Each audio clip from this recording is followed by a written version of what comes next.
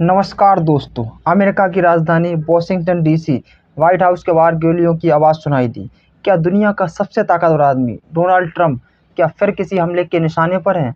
और सबसे बड़ा सवाल, क्या ये सिर्फ एक पागल हमलावर था या इसके पीछे कोई बड़ा इंटरनेशनल गेम है? क्या इस हमले का कनेक्शन ईरान से है?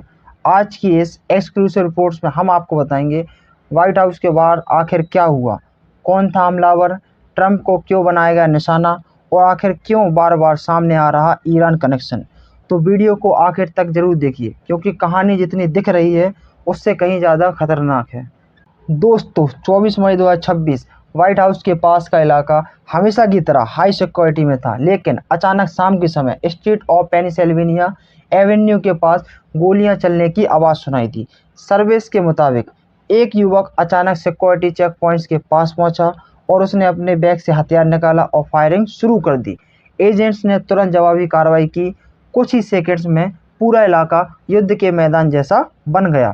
दोस्तों, बताया जा रहा है कि हमलावर मारा गया, एक आम नागरिक घायल हुआ और व्हाइट हाउस को तुरंत लॉकडाउन कर दिया गया।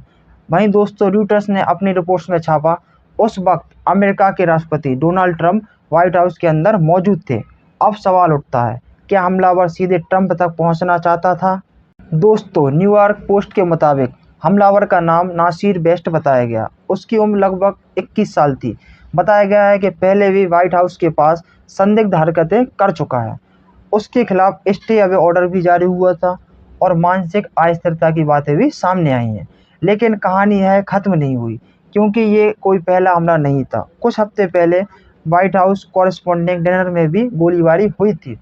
उस घटना में भी ट्रंप को सुरक्षित बाहर निकालना पड़ा था और वहीं से शुरू हुआ ईरान कनेक्शन वाला एंगल। दोस्तों, 25 अप्रैल 2026 वॉशिंगटन के होटल में व्हाइट हाउस कॉरेस्पॉन्डेंट डिनर चल रहा था। यह अमेरिका का बेहद हाई प्रोफाइल इवेंट होता है जहां मौजूद थे राष्ट्रपति ट्रंप, उपराष्ट्रपति, कैबिनेट सदस्य और बड़े पत्रकार और दुनिया की मीडिया।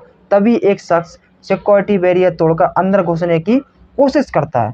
उसके पास हथियार थे, फायरिंग होती है, सीक्रेट सर्विस एजेंट घायल होते हैं और ट्रंप को तुरंत बाहर निकाला जाता है। हमलावर की पहचान कोल थॉमस एलन के रूप में हुई थी। अमेरिकी अधिकारियों ने कहा कि यह ट्रंप को नुकसान पहुंचाना चाहता था, लेकिन असली सनसनी तब मची जब जांच एजेंसियों ने ईरान का नाम लिया। दोस्तों, रॉयटर्स की एक एक्सक्लूसिव रिपोर्ट्स में दावा किया गया कि अमेरिकी इंटेलिजेंस एजेंसियां इस एंगल की जांच कर रही हैं कि कहीं हमलावर ईरान युद्ध से प्रभावित तो नहीं था। ध्यान दीजिए, उस समय अमेरिका और ईरान के बीच तनाव चरम पर था। ट्रंप ईरान पर दबाव बढ़ा रहे थे, सैन्य कार्रवाई की बातें हो रही थीं और दोनों देशों के बीच माहौल बेहद विस्फोटक था। इसी दौरान ये हमला हुआ था। इसी शक और गहरा होता गया। हालांकि खुद ट्रंप ने कहा है कि मुझे नहीं लगता कि इसका ईरान से कोई संबंध है, लेकिन सवाल अभी भी खत्म नहीं हुआ। क्या हमलावर अकेला था? क्या किसी ने उसे भड़काया? क्या वो ऑनलाइन कट्टरपन से प्रभावित था या फिर सचमुच कोई विदेशी लिंक था? दोस्तों, आपको समझना होगा कि ईरान और अमेरिका के बीच हालात हमेशा से खराब रहे हैं। ट्रंप ने अपने पहले कार्यकाल में ईरान परमाणु समझौते से अमेरिका को बाहर निकाला, कड़े आर्थिक प्रतिबंध लगाए और ईरानी जनरल कासिम सुलेमानी को मारने का आदेश दिया। अब 2026 में तनाव फिर भड़क चुका है। रिपोर्ट्स में कहा गया अमेरिका सैन्य हमले की तैयारी कर रहा है, मध्य पूर्व में एयरक्राफ्ट कैरियर भेजे गए और ईरान को लेकर वॉशिंगटन में बेहद आक्रामक माहौल था। ऐसे समय में ट्रंप पर हमला होना अपने आप में बहुत बड़ा सुरक्षा अलार्म बन चुका है। दोस्तों, अब सबसे बड़ा सवाल, क्या ये सिर्फ एक अकेला हमलावर था या किसी बड़ी साजिश का हिस्सा?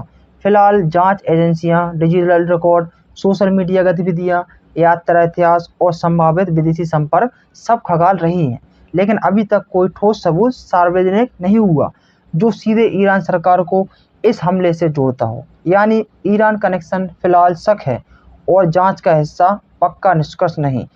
व्हाइट हाउस दुनिया की सबसे बड़ी सुरक्षित जगहों में गिना जाता है, लेकिन अब वहीं गलियां चलने लगीं तो वहीं सवाल सिर्फ अमेरिका की सुरक्षा पर नहीं उठते, बल्कि पूरी दुनिया की राजनीति पर उठते हैं। क्या ट्रंप सचमुच किसी बड़े खतरे में है? क्या अमेरिका में राजनीतिक हिंसा नियंत्रण से बाहर जा रही है? और क्या आने वाले दिनों में ईरान और अमेरिका का तनाव और खतरनाक मोड़ ले सकता है? क्या आप क्या सोचते हैं दोस्तों? कमेंट करके ज़रूर बताइए। दोस्तों, क्या यह युद्ध लंबा चलेगा और क्या दुनिया तीसरा विश्व युद्ध देखने की कगार पर है? आपने कमेंट में अपनी राय जरूर दीजिए। अगर आपको यह वीडियो पसंद आया हो तो वीडियो को लाइक करें, चैनल को सब्सक्राइब करें और बेल आइकन दबाना मत भूलिए। मिलते हैं अगली वीडियो में, तब तक बने रहिए हमारे साथ। जय हिंद।